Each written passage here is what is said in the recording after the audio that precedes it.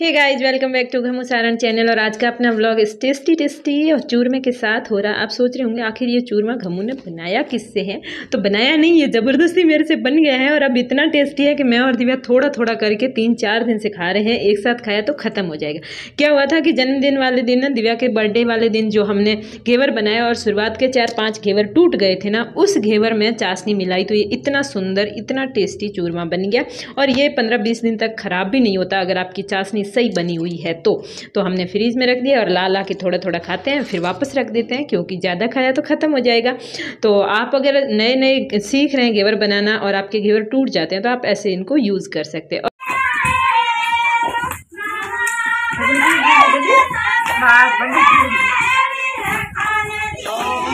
और दोस्तों, आज है गोगा नवमी और आप सबको हैप्पी गोगा नवमी। और पहले दिन जो कानूड़ा बनाते हैं, यहाँ देखो मेरे भाई के यहाँ पर जो कानूड़ा बना है कितना तन के खड़ा है। तो उस कानूड़े को गोगा नवमी के दिन तिराते हैं, रात पर भजन करते हैं, सुबह भी भजन करते हैं। एक बच्चा इधर आधी रात को छतरी पहन के बैठा है, छतरी पकड़ के बैठा है। एक बच्ची यहाँ पर सो रही है। अब इसको पूछते हैं ये आधी रात को छतरी क्यों लगा के बैठा है। आज पूरे दिन मेरे साथ स्कूल चला था तो वहाँ पर भी छतरी लगा के बैठा था।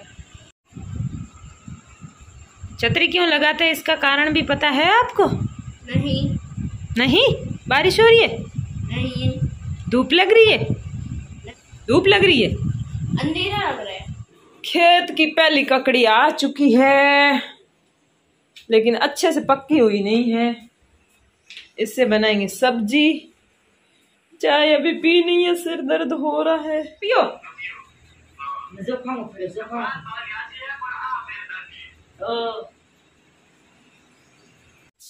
चलो ट्राई करते हैं, कपिल की मिमिक्री करते हैं। हेलो दादी, आप कैसे हो? Good morning. और मैं वो बच्चा हूँ जो पूरे दिन वीडियो कॉल पे रहता हूँ, इसलिए गमू बुआ ने मुझे दूसरे फ़ोन से ब्लॉक कर दिया है। इसलिए अब मैं पूरे दिन इस फ़ोन को बिजी रखूँगा। और आज हमको कुछ स्पेशल मेरे लिए तैयारी की जा रही है, तो आप बताइएगा क्या हो सकता है। हाँ जी, तो आज गोगा नवमी के साथ साथ गोगा नवमी के शुभ अवसर पर इसके लिए भी कुछ तैयारी हो रही है, वो भी आपको बताएंगे आगे। और मैं सुबह सुबह कर लेती हूँ सफाई और फिर जो है अपना जो है गोगा नवमी मनाने की तैयारी करते हैं, मतलब प्रसाद वरसाद बनाते हैं। क्या प्रसाद होता है हमारे, अब वो मैं अभी आपको बताऊंगी। और आपके वहाँ क्या होता है वो आप बताइए। देखो भाई, है ना, लाइव वीडियो मेरे से शेयर मत किया करो। कल रात को किसी ने मुझे लाइव वीडियो शेयर कर दिया कि जाओ आप देखो वहाँ पर क्या चल रहा है। और वहाँ पर ये चल रहा था कि गमू रोटियां बनाना भी मेरे से सीख रही। ओह माय गॉड, मतलब हम रोटियां बनाना ही छोड़ दे। सही है, क्योंकि वो वीडियो तो वायरल होकर मिलियन में चला गया, तब मैं कॉपी तो करूंगी, है कि नहीं। आज मैंने सही से आटा नहीं लगाया, इसलिए रोटी बीच में से टूट रही है। इस आटे को काफी अच्छे से गूंद के इसको लगाना होता है। ये बाजरे की रोटी बना के इससे हमारे गोगा जी महाराज को धोख लगाएंगे। मतलब रोटी, घी, देसी और गुड़ का चूरमा बना के, इसको भी नारियल बोलते हैं कि नारियल चढ़ा दिया। और जो खोपरा होता है नारियल, वो भी चढ़ाते हैं। तो मैं दोनों ही चढ़ा दूंगी क्योंकि वो भी ले आई थी कल, और ये भी चढ़ा देंगे। बाकी गोगा नवमी को दूध भी चढ़ता है, अगर घर पे गाय बकरी कुछ होता है ना, अगर वो क्या कहते हैं दीना होता है तो। बाकी जो है गोगा नवमी को ये फिक्स है कि नारियल चढ़ाते हैं। बाकी घर में कुछ अच्छा मीठा बनाते हैं तो गोगा जी को तो मना देते हैं, बाकी बच्चों को मनाने के लिए टाइम मिला तो मनाएंगे।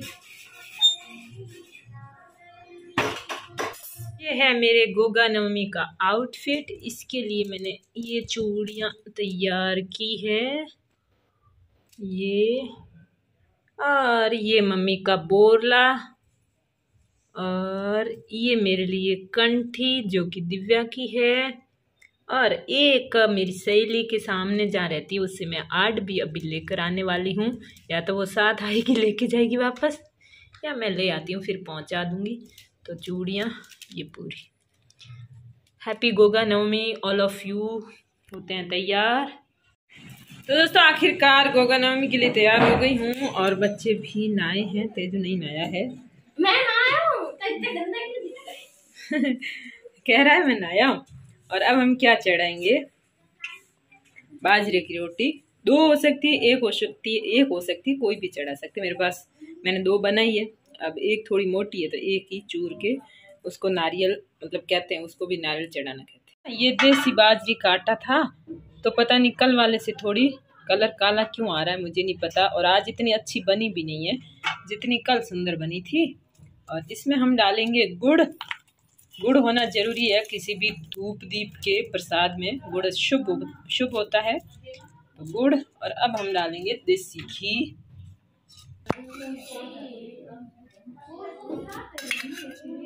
ये है हमारा घी। बंद कर। दोस्तों अपना नारियल यानी चूरमा तैयार है। गुड़, देसी घी और बाजरे की रोटी का, गेहूं की रोटी का भी हो सकता है, लेकिन अपनी देसी और खेती की होती बाजरे की रोटी। और अब इसमें हम नारियल का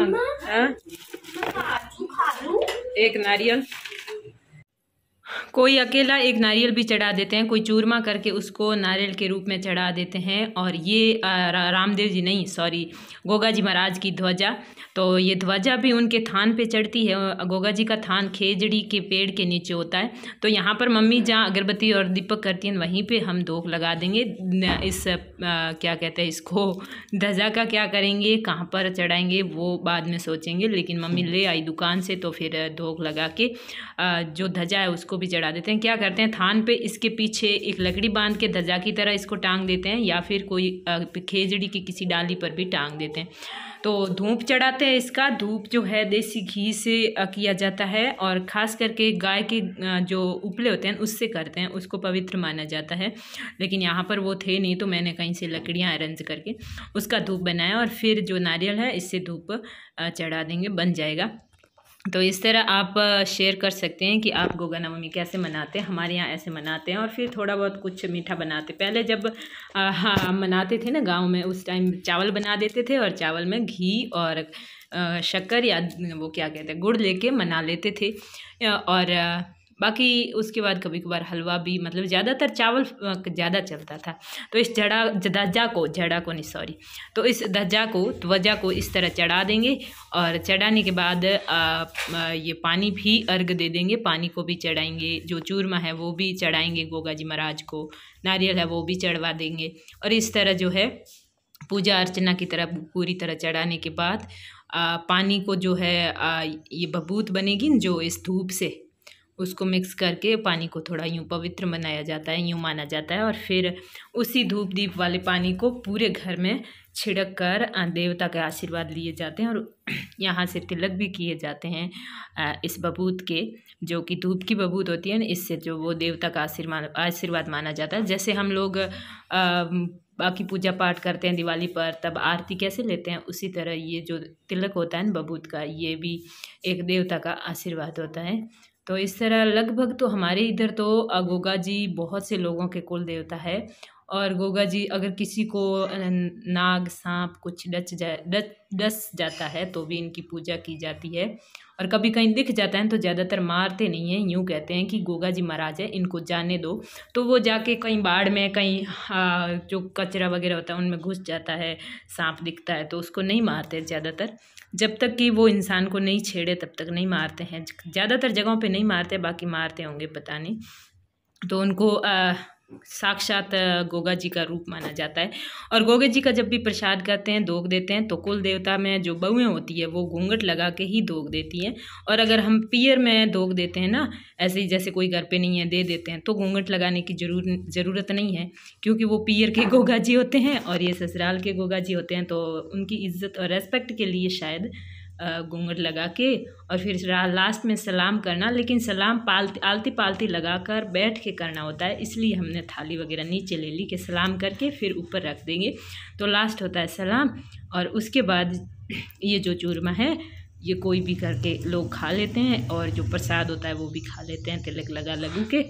तो हम सब ने इस तरह मनाई है गोगा नवमी। आपको कैसी लगी आप ज़रूर बताना, वीडियो लाइक करना, चैनल सब्सक्राइब ज़रूर करना घमू सारण चैनल को।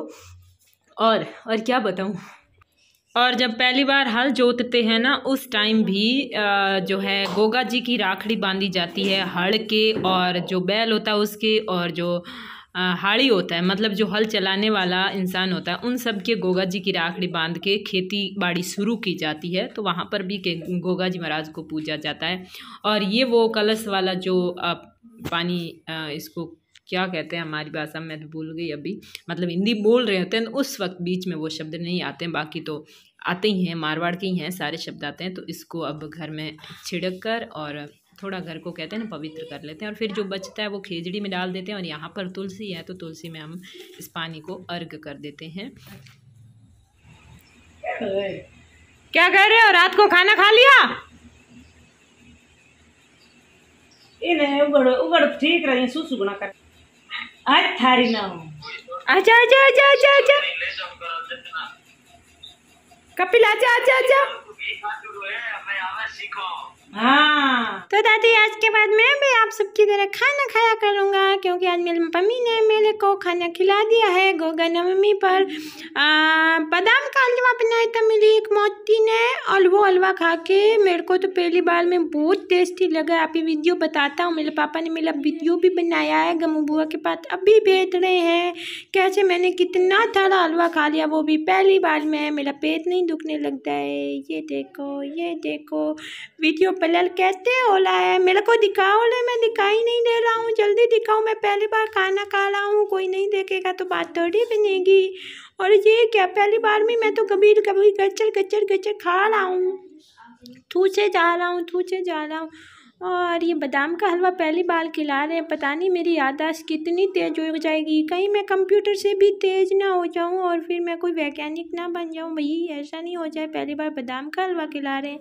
बुआ तो बता रही थी हमने तो अपने बच्चों को बुआ ये नहीं खिलाया था बादाम का हलवा। और ये रुपये के ऊपर लेके भले खिलाओ पापा, लेकिन हाथ से रुपया छूटना नहीं चाहिए, नहीं तो सिक्का मेरे गले में चला जाएगा और फिर फंस जाएगा। और इसमें तो घी बहुत ज़्यादा है, मेरा मुँह भी गंदा हो गया और हाथ भी गंदे हो गए। अब मैं क्या करूं? आप ही साफ करोगे? मुझे तो पता नहीं चलता मैं गंदा हो रहा हूँ कि नहीं हो रहा हूँ, लेकिन टेस्टी बहुत है। ये क्या था, इतने दिन मेरे से दूर क्यों रखा? अब मेरे को रोज़ खिलाना मेरे को बहुत अच्छा लग रहा है। रोज़ मेरे को भूख लगती है और ये ऐसी चीज़ें आप लोग छुपा कर रख देते हो। बच्चे की तो कोई फिक्र है ही नहीं आप लोगों को।